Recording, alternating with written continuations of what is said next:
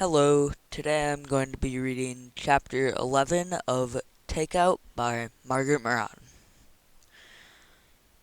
Annie said her breakfast panel for Book Expo had sold out weeks earlier, so Sigrid would have slept in on Saturday morning, except that Roman wanted to get to the convention center as soon as the doors opened, before all the day's takeotechs are gone.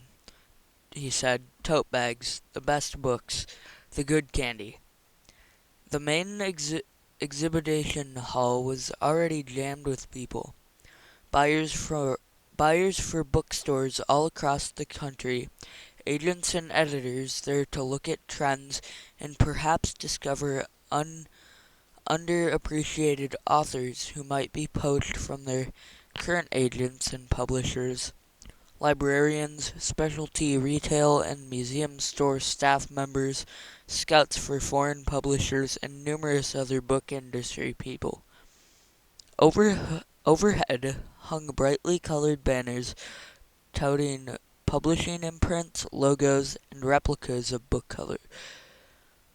They walked past booths piled high with glossy new books, high-tech booths that featured the latest in electronic gadgets, smaller booths waiting to take orders for binding a favorite book with tooled leather, regional and university presses with historic subjects, and every booth seemed to have a basket or glass bowl filled with candy or advertising badges and ballpoint pens. Roman scored a couple of sturdy canvas tote bags from the Dorling Kindersley booth. We should pace ourselves, he warned, dropping two bite-sized chocolate bars into his bag. But by the time they had threaded their way through the crowds, his bag was more than half full of free books. I may have to get another bag, he admitted sheepishly as he reached for a glossy picture book on herb gardens. She herself had succumbed to a collection of Robert Pinsky's poems and a new biography of Hans Holbein. Annie's multinational publisher had several imprints. Instead of a booth, their space was more like a series of sales rooms under banners of their blue and white logo. A company sales rep directed them to where Annie sat at a counter in front of a blow-up of her pictures from Mogadishu book jacket. Aided by a boyish, red-haired publicist who had opened the books to the title page for her, she had signed and given away more than 50 copies in the autograph area downstairs immediately after her panel. But now she signed an advance copy for a sturdy-looking woman whose thick white hair was cut in a short pixie with stylish bangs. The woman wore a white shell under a short-sleeved jacket of light blue cotton with a matching A-line skirt. A large, flat gold locket hung from a slender chain around her neck. Annie smiled as Sigrid and Roman approached and said, "Come meet the owner of your grandmother's favorite bookstore. Nancy, this is my daughter, Sigrid." Nancy Olson held out her hand. "And this is Sarah Godden, our store manager," she said of the slender, brown-haired woman who had a youthful sprinkling of freckles across her face. "We've just talked your mother into adding us to her tour." "You have a store in Cotton Grove?" Sigrid asked. "In Raleigh," the woman said with a smile so wide that her blue eyes almost disappeared into thin crinkles. Sigrid introduced Roman, whereupon Olson made him her vassal forever by saying, "Roman Trimagera, didn't you write Frosty Death? One of our local book clubs chose it for their January read, and it did real well in our store." Before Roman could kiss the hem of her blue skirt, she turned back to Annie. Sorry to run, but we're trying to nail down a commitment for Charlotte Randolph. Has her book been published? Sigrid asked. No, it's not due out till next spring, but I want to make sure her publicist puts us on her tour. If she's halfway honest about the life she's led, it's bound to make the Times bestseller list. I can't wait to read it. Wasn't there something odd about how she got her first big break? Asked Annie, who was not an opera buff. With her voice, she would eventually have sung title roles anyhow, said Olsen, who clearly was a fan. But yes, all the planets lined up to let her step into the role of Mimi that night and gave her career that huge, legendary jumpstart. Especially since an important critic happened to be there that night and wrote a rave review. Before Sigrid could ask for more details, Nancy Olsen hefted her own canvas tote bag. With a wave of her hand and a promise to be in touch before Annie's tour, she and her store manager hurried off. I've been hearing about Quail Ridge books for years, Annie said, but I bet Mother's the real reason she invited me to come. She reached for Sigurd's bag. Are you having fun? What did you get? Holbein? She frowned. Nothing modern? Sigrid shrugged. You're the one who exposed me to him. I also exposed you to modern art, but it didn't take, did it? Abruptly, Oscar Newman's name hung in the air between them, unspoken. Annie looked stricken.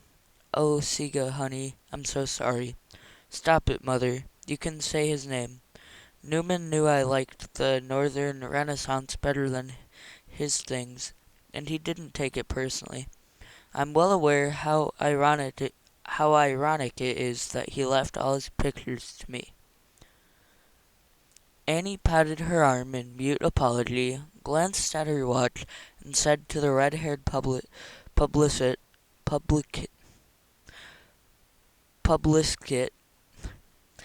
who had been helping her, Am I through here, Jamie? You are, he said. Now go have fun. They had a leisurely lunch out in the food court, then browsed in and out of various booths. Roman filled a second tote bag, and to Annie's amusement, Sigurd added a book on makeup techniques to her own bag.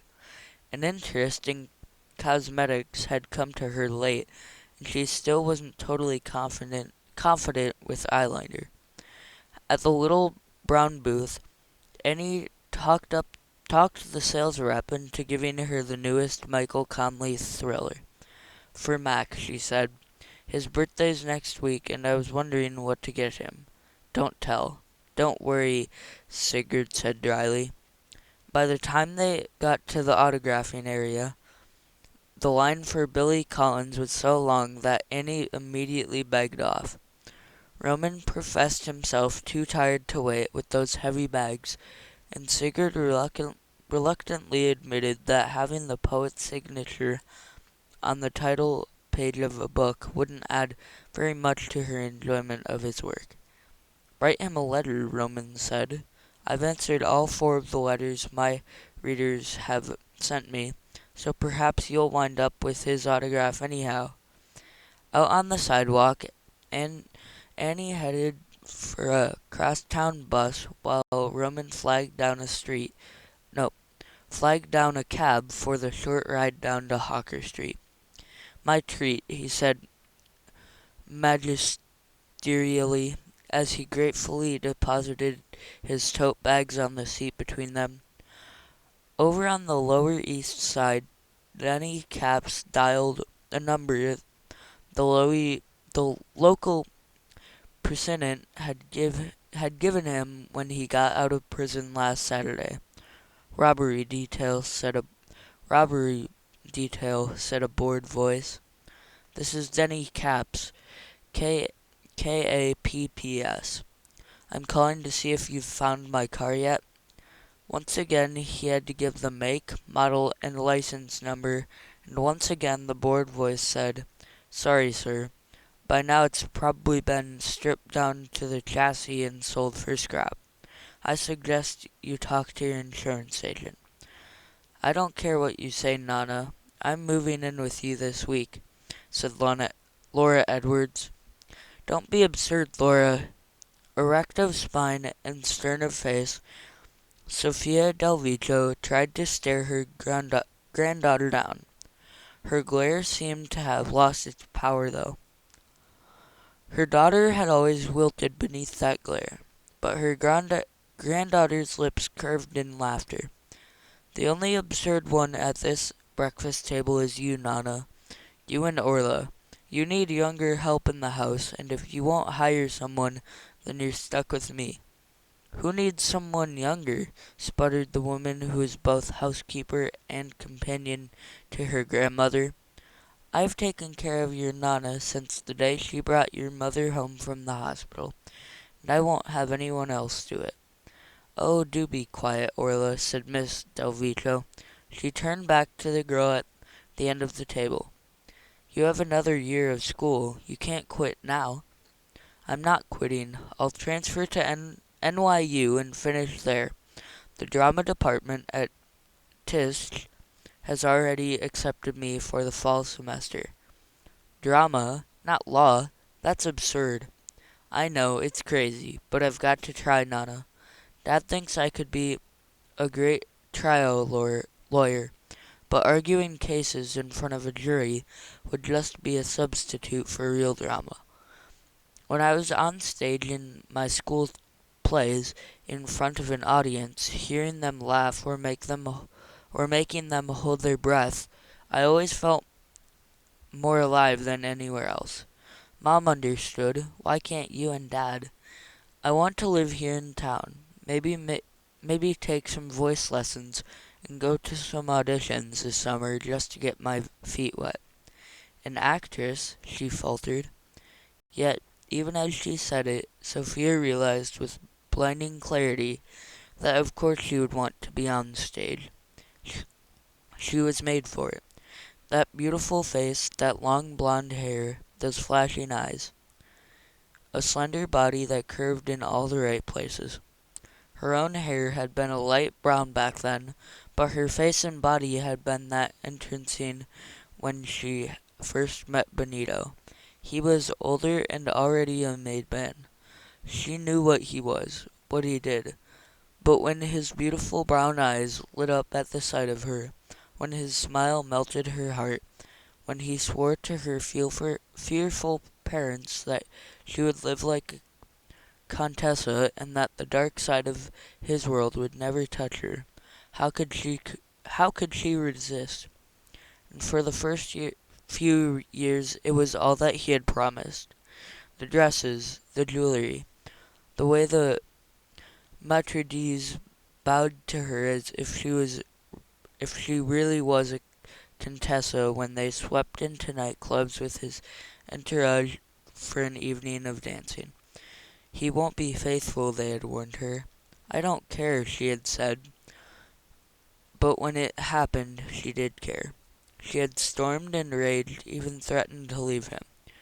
"No, you won't," he said, and there had been such an icy hardness in his voice that for the first time she realized that she indeed had a tiger by the tail. "Have a baby," said her mother. "A baby will keep him at home," agreed the aunts. God knows she had tried. Then when she was resigned to her barren fate, the miracle had happened. Aria. And he was so grateful to her that once again she felt like a Concetta. Now Benito was gone. Aria too. But she still had Laura. "An actress?" Orla protested. "Yes, an actress," Laura said firmly. "So you can just freshen up Mother's old room for me, Orla.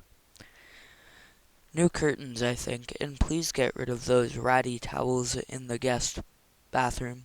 "Ratty towels?" Sophia Delvico was indignant. "Ratty," Laura said. "They're frayed on the edges." Frayed, her grandmother turned on Orla. Frayed, are you as blind as you are crippled? Miss Orlando's bushy gray eyebrows beetled furiously, and her eyes filled with tears. Wordlessly, she rose from her chair, gathered up their breakfast plates, and carried them out of the dining room with as much dignity as she could manage, trying not to hobble. "There now," said Miss Delvecchio. "See what you made me do." "Made you do? Don't lay this one on me, Nana. Anything you've ever done, you've done because you wanted to." And that is the end of chapter 11, and I will see you all tomorrow for chapter 12. And as always, have a wonderful day.